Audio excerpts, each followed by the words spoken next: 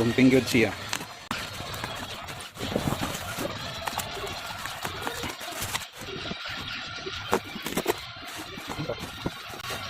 Mga lads, Inco circular saw. Yan, ito yung in-order ko sa Shopee. Yan, Inco 1600 watts circular saw. Wala namang damage sa box. Ito naman, balot na balot naman. Yan, isa na natin. Yun, legit mga lods. Ito yung guide niya sa gilid sa kapag nag-cut na tayo, guide. Tapos ito na mismo yung circular saw. Oh, lang, bigat. May kasamang fuse sa ano to, ang tawag dito. Tapos may kasamang tools pangtanggal sa ano siguro to, pangtanggal ng blade. Tapos ito na mismo yan. May kasama ko ba? Sabi mo na natin. Wala na. So yun lang, ito yung kasama. Tapos ito yung blade niya mga lods, yan. 7 and 1/4 inch, 185 mm. Ito yung adjustan niya. Tapos meron palang manual. Yan, siyempre hindi na natin babasahin yan. Doon naman tayo ng tutorial. Yan, ito yung specs niya dito nakalagay sa gilid. Inco Industrial Circular Saw, model number CS1 185682. 220 to 240 volts, 50 to 50, 60 Hz, 160 watts, 1600 watts. Na-order ko ito mga lods, nung sale. Yan, in-order ko siya nung sale.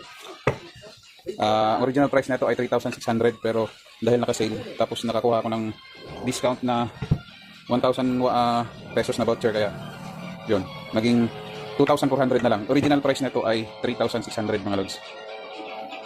3,600, tapos nabili ko lang ng 2,479. Diba, laki ng bawas mga lods, oh. Yan, legit original Inco. Tapos nakakabit na pala yung kanyang blade. Yan, hindi na natin kailangan yan. Pinabit na nila. Kapal din yung kanyang mga lods, oh. Yung wire. So goods, the best.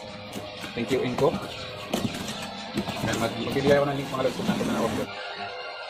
Yan. Nagpit naman mga lodi yan. Ito yung adjust niya para sa 45 degree angle. Kaya testingan natin mga lods. Na-under ba? Alright mga lods, ito na. Testingan natin na. Ingat lang tayo sa pagpa-under natin mga lods. Tingnan lang natin kung na-under siya, ha.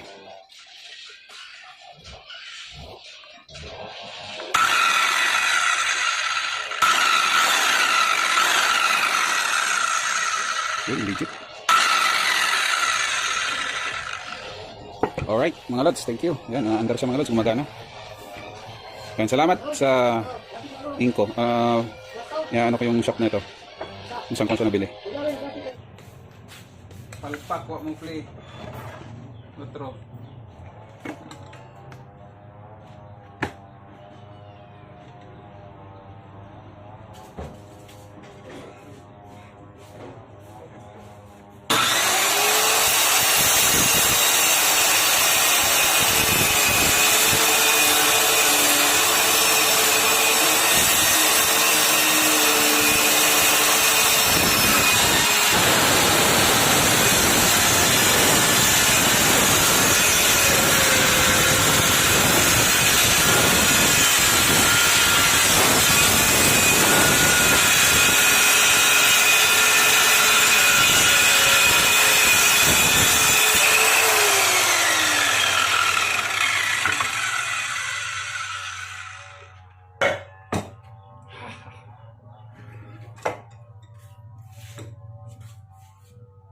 Yan mga lods.